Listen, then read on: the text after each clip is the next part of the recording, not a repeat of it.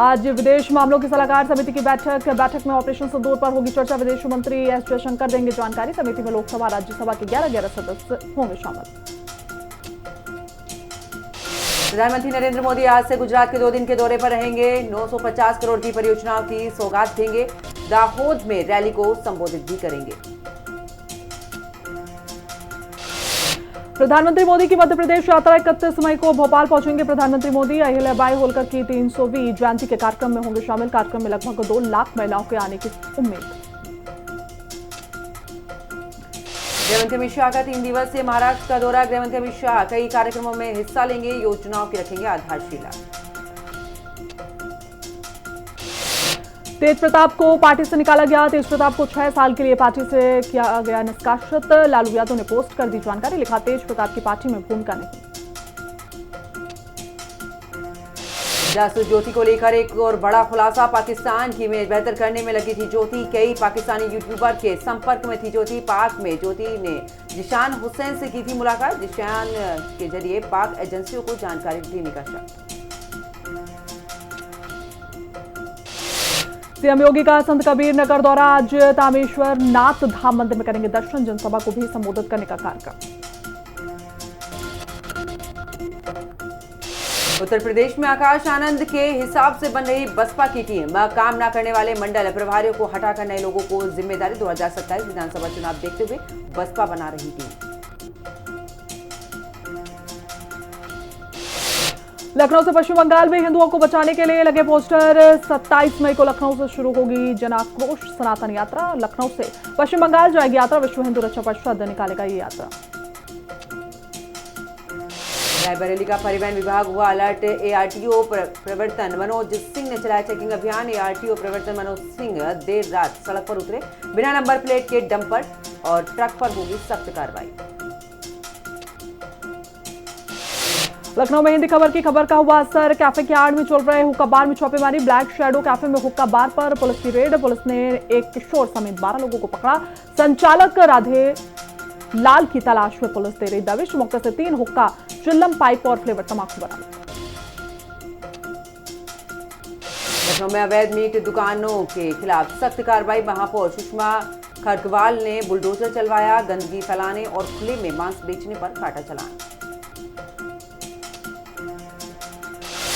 मथुरा में बांग्लादेशी के खिलाफ स्थानीय बीजेपी कार्यकर्ताओं की बैठक। राधाकुंड में बांग्लादेशी घुसपैठियों की जांच की मांग। चौकी इंचार्ज पर बांग्लादेशियों को संरक्षण देने का आरोप। लखनऊ में पुरानी रंजिश के चलते 2 वकीलों में हुआ विवाद। केसरबाग कचहरी में वकीलों के गुटों में फायरिंग। 2 वकीलों को लगी गोली। ट्रामा सेंटर में भर्ती। बीबीएयू में सीयूईटी, यूजी और पीजी के माध्यम से प्रवेश लेने वाले विद्यार्थियों के लिए फीस में बेतहाशा फीस वृद्धि के लिए 68 का विरोध। बीबीएयू में प्रवेश शुल्क में 150% बढ़ोतरी रोकने की मांग। गाजियाबाद में आंधी तूफान और बारिश से बड़ा हादसा। एसीपी अंकुर बिहार के दफ्तर की छत गिरी। दफ्तर में मौजूद एक सब इंस्पेक्टर की मौत। मुरादाबाद में शादी के 4 महीने बाद महिला ने लगाई फांसी। आत्महत्या के लिए ससुर और ननंद को बताया जिम्मेदार। सुसाइड से पहले महिला ने बनाया वीडियो।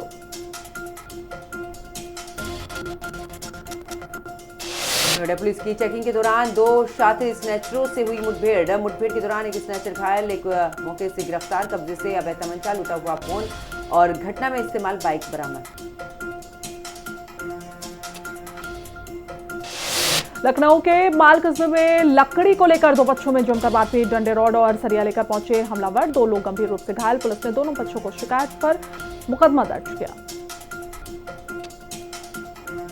आगरा में विकास परियोजनाओं का नोडल अधिकारी ने किया भौतिक सत्यापन। गौशालाओं की दुर्दशा पर परिवहन आयुक्त ने जताई नाराजगी। दिए जांच के निर्देश। लखनऊ में स्कूलों में शिक्षण कार्य के बजाय अध्यापिका बना रही रील। बेसिक शिक्षा के अनुदेशक का वीडियो सोशल मीडिया पर वायरल। मामला जनपद लखनऊ के तहसील उच्च माध्यमिक विद्यालय IIM रोड रायपुर का।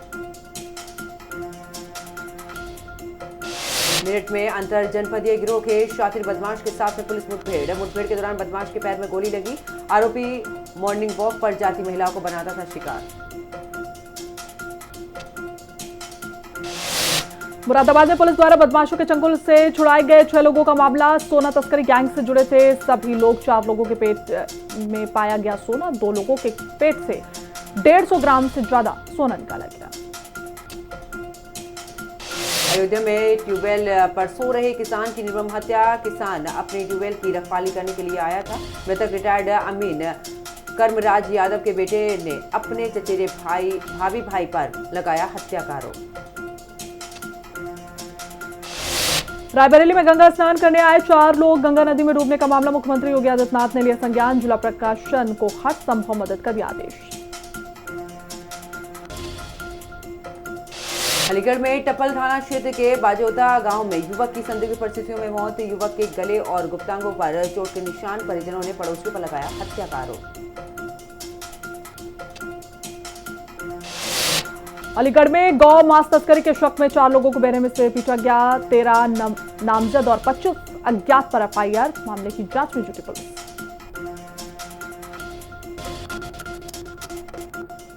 बदायूं में 5000 की रिश्वत लेते हुए लेखपाल गिरफ्तार। एंटी करप्शन की टीम ने लेखपाल को रंगे हाथों दबोचा। हैसियत प्रमाण पत्र बनाने के नाम पर मांगी थी रिश्वत। सुल्तानपुर में 2 मंजिला अवैध मस्जिद बनाने का मामला। गांव के पारस मित्र ने सीएम योगी को लिखा पत्र। मुस्लिम बच्चे पर कुआं पाटकर मस्जिद बनाने का आरोप। लगभग 35 फीट तक मस्जिद हो चुका है निर्माण। हिंदू समुदाय को जान से मारने की दी जा रही धमकी। झांसी में पत्नी ने पति को उसकी प्रेमिका के साथ पकड़ा। पति और प्रेमिका ने मिलकर पत्नी की पिटाई की। बीच बाजार में दोनों ने जमकर पत्नी को पीटा। घायल अवस्था में पत्नी पहुंची थाने। मारपीट का वीडियो सोशल मीडिया पर वायरल। वाराणसी में तेंदुए का आतंक। हमले में 3 घायल। 24 घंटे से ज्यादा समय से तलाश जारी। चौबेपुर थाना क्षेत्र के कई गांव में दहशत का माहौल। रात भर लोग लाठी डंडा लेकर जागते नजर आए। भारी संख्या में पुलिस और वन विभाग के लोग मौजूद। लखनऊ से वन विभाग की टीम को बुलाया गया। हैदराबाद में विदेश से लौट रहे युवक और साथियों का अपहरण। जांच एजेंसी के अधिकारी बताकर किया अपहरण। रास्ते में बदमाशों की पुलिस से मुठभेड़ में 2 बदमाश घायल। 2 मौके से फरार। पुलिस ने सोना तस्करी के मामले की आशंका। विदेश से लौट रहे युवक का पुलिस करा रही एक्सरे। अलीगढ़ में गौमांस से भरे ट्रक को रोककर भीड़ ने की तोड़फोड़। आगजनी व मारपीट। 4 लोग घायल। वाराणसी के दादूपुर में हुए हत्या का आरोपी चढ़ा पुलिस के हत्या। अवैध संबंध के चक्कर में हुई थी हत्या। मृतक रंजीत की पत्नी का आरोपी के साथ था पुराना अवैध संबंध। विंध्याचल थाना क्षेत्र के अटल चौक पर सड़क किनारे दुकान के बाहर सो रही महिला को अनियंत्रित कार ने कुचला। मौके पर ही महिला की मौत। पुलिस शव को कब्जे में लेकर कानूनी कार्रवाई में जुटी। इलाहाबाद हाईकोर्ट का सरकारी अस्पताल एसआरएन पर तीखी टिप्पणी के बाद जागा प्रशासन। एसआरएन अस्पताल का प्रयागराज डीएम रविंद्र कुमार मांदड़ ने किया शाम को निरीक्षण। डीएम को निरीक्षण के दौरान मिली कई खामियां। कैबिनेट मंत्री गणेश जोशी ने कहा कि प्रधानमंत्री ने गुजरात और वन्य जीवों पर बात की कि किस तरीके से गुजरात में वन्य जीवों को सुरक्षा के लिए क्या क्या अहम कदम उठाए गए हैं। अब तक देश के 24 राज्यों से 350 से अधिक उत्पादों के लिए जीआई टैग के लिए आवेदन किए जा रहे हैं, जिसमें उत्तराखंड के 25 ग्रांट हो चुके हैं, जिससे उत्पादों के माध्यम से किसानों को लाभ मिलेगा। हरीश रावत ने सोशल मीडिया के जरिए सीएम धामी पर निशाना साधा, जिसके जवाब में बीजेपी प्रवक्ता कमलेश रमन ने हरीश रावत को 2016 की याद दिलाई। पलटवार करते हुए कहा कि जब राज्य में लूट हो रही थी तो हरीश रावत ने आंखें बंद कर ली थी। देहरादून का संभागीय परिवहन कार्यालय अब चिल्ड्रन ट्रैफिक पार्क के माध्यम से जन जागरूकता अभियान चलाने जा रहा है और इस अभियान में नाबालिग बच्चों को ट्रैफिक के नियम सिखाए जाएंगे। इसके लिए उन शहरों में पार्क का निर्माण किया जाएगा जिसमें एक्सीडेंटल रेट अधिक है। भारतीय सेना अब पशुपालन विभाग के माध्यम से देहरादून के स्थानीय किसानों से पोल्ट्री उत्पादों की खरीद करेगी। पशुपालन विभाग की इस पहल के तहत सेना के अग्रिम चौकियों पर स्थानीय स्तर पर उत्पादित भेड़, बकरी और पोल्ट्री उत्पादों की आपूर्ति सुनिश्चित करने का लक्ष्य। अप्रैल महीने से ही देहरादून में डेंगू के मामले सामने आने लगे हैं। फिलहाल स्थिति नियंत्रण में है। स्वास्थ्य विभाग और नगर निगम लगातार ड्राइव चला रहा है ताकि लार्वा को नष्ट किया जा सके और डेंगू पनप न पाए। उत्तरकाशी में सुबह समय करीब 3-4 बजे संतोष नामक व्यक्ति शिलावक का निवासी नागर से बोलेरो लेकर बड़कोट जा रहा था। करीब 1 किलोमीटर आगे जाते ही वो सड़क के नीचे जा गिरा, जिससे उसकी मौके पर ही मौत हो गई। जयपुर में क्षत्रिय महासभा ने पृथ्वीराज चौहान की जयंती मनाई। विधायक आदेश चौहान और महासभा पदाधिकारियों ने पृथ्वी चौक पर उनकी मूर्ति का माल्यार्पण कर श्रद्धांजलि दी। कार्यक्रम में विधायक ने क्षेत्रीय समाज के 19 सीबीएसई बोर्ड के मेधावी बच्चों को प्रमाण पत्र और शील्ड देकर सम्मानित किया।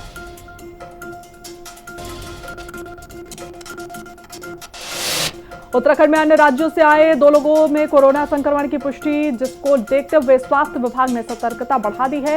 एम्स ऋषिकेश को पूरी तरीके से अलर्ट मोड पर रखा गया।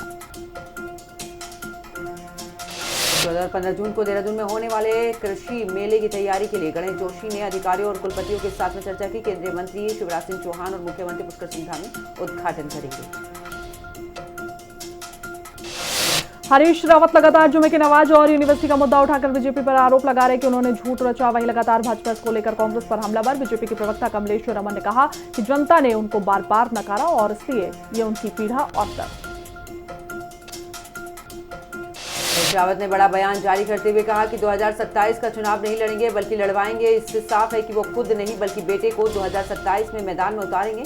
हरीश रावत ने बीजेपी सरकार पर तंज कसते हुए कहा कि आजकल तोड़ मरोड़ कर सरकार बनाई जा रही है, जो कि आज का दस्तूर है।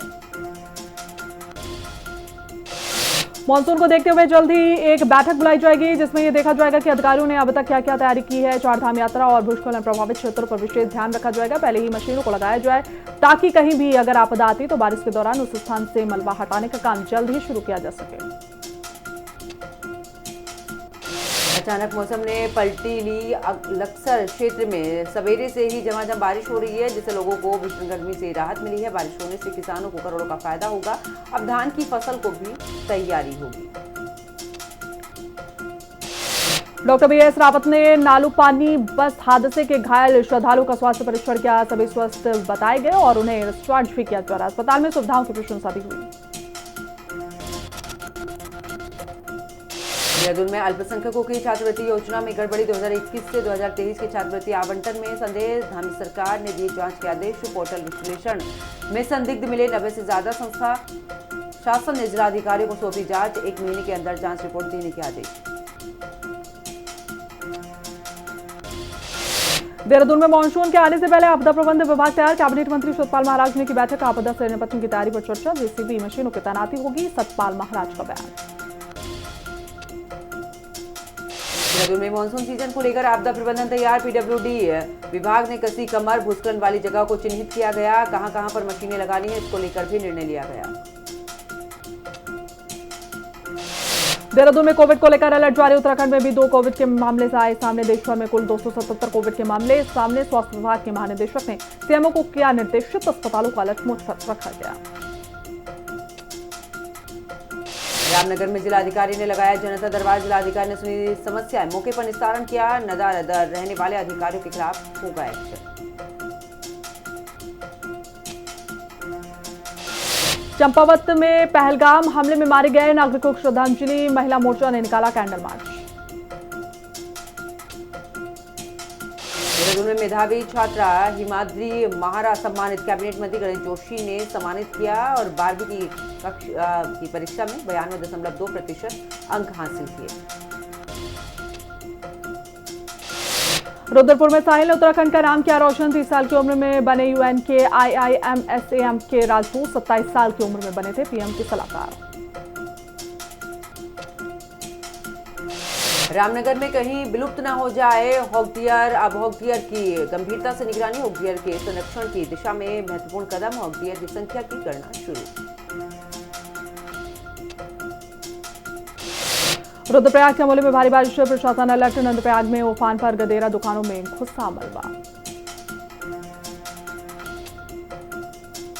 उधम सिंह नगर में एक बार फिर दिखा तेज रफ्तार का कहर। सड़क हादसे में युवक की मौत। भारत अब जापान को भी पीछे छोड़कर दुनिया की चौथी सबसे बड़ी अर्थव्यवस्था बन गया है। भारत 4000 अरब डॉलर की अर्थव्यवस्था बना। भारत चौथी सबसे बड़ी अर्थव्यवस्था वाला देश बना। नीति आयोग के सीईओ BVR सुब्रमण्यम ने दी जानकारी। नीति आयोग ने कहा कि भारत ने जापान को पीछे छोड़ा। केंद्र सरकार ने प्राइवेट सेक्टर के कर्मचारियों को बड़ा तोहफा देते हुए वित्त वर्ष 2025 के लिए प्रोविडेंट फंड 8.25% ब्याज का ऐलान किया। अमेरिका की टैरिफ और पाकिस्तान की चुनौती के बीच में RBI सरकार को रिकॉर्ड डिविडेंड देने जा रहा है, जो अब तक का रिकॉर्ड लेवल है और पिछले वर्ष वित्त 2024 की तुलना में 27% ज्यादा है। ट्रंप ने यूरोपीय यूनियन के देशों पर 50% टैरिफ लगाने की धमकी दी, यानी कि जब तक प्रोडक्ट्स अमेरिका में नहीं बनाए जाते तब तक प्रोडक्ट्स पर 50% लगेगा टैरिफ। धमकी के बाद भी एप्पल भारत में ही आईफोन बनाएगा। भारत में आईफोन के प्रोडक्शन से न मिलने वाले फायदे को देखते हुए कंपनी किसी राजनीतिक दबाव में कोई फैसला नहीं लेगी। इस हफ्ते सोने चांदी के दामों में बढ़त रही। पिछले शनिवार को सोना 92,301 रुपए पर था, जो अब 95,471 रुपए प्रति ग्राम पर पहुंच गया। तो वही चांदी 94,606 रुपए पर थी, जो अब 96,909 रुपए प्रति किलोग्राम पर पहुंच गई। चीन के लिए भारत की दवा इंडस्ट्री एक चुनौती बनी हुई है, क्योंकि भारत में दवा बनाने का काम तेजी से बढ़ रहा है, जिससे चीन की चिंता अब बढ़ने लगी है। ऑपरेशन सिंदूर के बाद अब भारतीय हथियारों की डिमांड दुनिया भर से आने लगी है। इजरायल ने भारत की डिफेंस कंपनी नाइफ लिमिटेड से बड़ा सौदा किया। चीन घरेलू खपत को बढ़ावा देने के लिए सब्सिडी प्रोग्राम के तहत देश में स्मार्टफोन, टैबलेट और स्मार्ट वॉच जैसे डिजिटल प्रोडक्ट की बिक्री में उछाल आया है, जिसके चलते सिर्फ 4 महीने में लगभग $20 बिलियन की कमाई हुई है। North east small finance bank limited ने अपना नाम बदलकर स्मॉल फाइनेंस बैंक कर लिया। यह बदलाव भारतीय रिजर्व बैंक को अधिसूचना जारी करने के बाद हुआ। पाकिस्तान के आर्मी चीफ आसिम मुनीर ने फील्ड मार्शल का पद मिलने के बाद शनिवार रात डिनर का आयोजन किया, जिसमें राष्ट्रपति आसिफ अली जरदारी और PM शहबाज शरीफ भी शामिल हुए। बांग्लादेश में सेना ने देश के अलग अलग हिस्सों में गश्त बढ़ा दी है। सैन्यकर्मी बक्सर बंद गाड़ियों के साथ देश भर में सक्रिय नजर आ रहे हैं। कानून और व्यवस्था बनाए रखने के लिए एजेंसियों के साथ पिछले महीने 2000 से ज्यादा लोगों को गिरफ्तार किया गया। उत्तर कोरिया के तानाशाह किम जोंग उनकी मौजूदगी में 21 मई को वॉरशिप लॉन्च के दौरान हुए हादसे के लिए 3 शिपयार्ड अधिकारियों को हिरासत में लिया गया। बांग्लादेश में जारी राजनीतिक उथल-पुथल के बीच सरकार के मुख्य सलाहकार मोहम्मद यूनुस अपने पद पर बने रहेंगे। इससे पहले माना जा रहा था कि वो राजनीतिक और सैन्य दबाव के चलते इस्तीफा दे सकते हैं। जापान के पूर्व कृषि मंत्री ताकू ईटो को चावल की बढ़ती कीमत पर मजाकिया बयान देना काफी महंगा पड़ता है। यहाँ तक कि उन्हें इस्तीफा देना पड़ा। उन्होंने कहा था कि वो कभी चावल नहीं खरीदते, क्योंकि उन्हें मुफ्त में मिलता है। पाकिस्तानी सेना के प्रवक्ता अहमद शरीफ चौधरी ने बताया, भारत को धमकी दी। कहा कि शरीफ ने एक बयान में कहा कि अगर भारत पाकिस्तान का पानी बंद करता है तो पाकिस्तान भारत की सांसें बंद कर देगा। अमेरिका में मैसाचुसेट्स में एक फेडरल जज ने ट्रंप सरकार के उस आदेश पर अस्थायी तौर पर रोक लगा दी, जिसमें हार्वर्ड यूनिवर्सिटी के विदेशी छात्रों के एडमिशन पर रोक लगाई गई थी। पाकिस्तान के कराची में बीते एक हफ्ते में कोरोना की वजह से 4 लोगों की मौत। मरने वालों में ज्यादातर बुजुर्ग, और ये सभी पहले से ही कई बीमारियों से जूझ रहे थे। पाकिस्तान को जून में मिलने वाले $20 बिलियन के लोन पैकेज को भारत रोकना चाहता है। वर्ल्ड बैंक के साथ होने वाली मीटिंग में पाकिस्तान को फंडिंग दिए जाने के मुद्दे को भारत उठाएगा। पाकिस्तान के रक्षा मंत्री ख्वाजा आसिफ ने कहा, अमेरिका का काम दुनिया में युद्ध भड़काना और पैसे कमाना है। उनका वीडियो सोशल मीडिया पर वायरल हो रहा है, जिससे वो अमेरिका को दुनिया में होने वाले युद्ध के लिए जिम्मेदार ठहरा रहे हैं।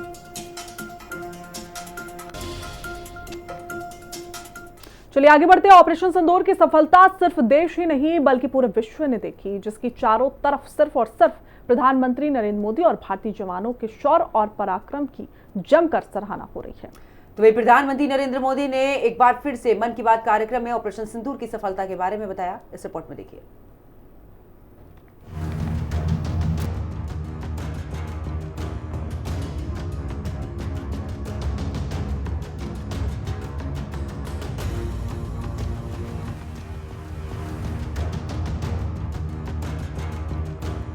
को सलाम कर रहा देश। प्रधानमंत्री का क्या है संदेश? मोदी के मन की बात पाकिस्तान भी सुन रहा है यार। ऑपरेशन सिंदूर के बाद क्या? सुनिए मोदी की मन की बात।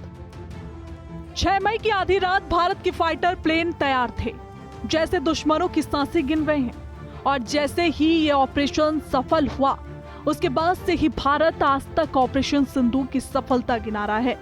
और गिनाए भी क्यों ना, ऑपरेशन सिंदूर एक ऐसा मिशन था जिसने पाकिस्तान को उसकी औकात दिखाई।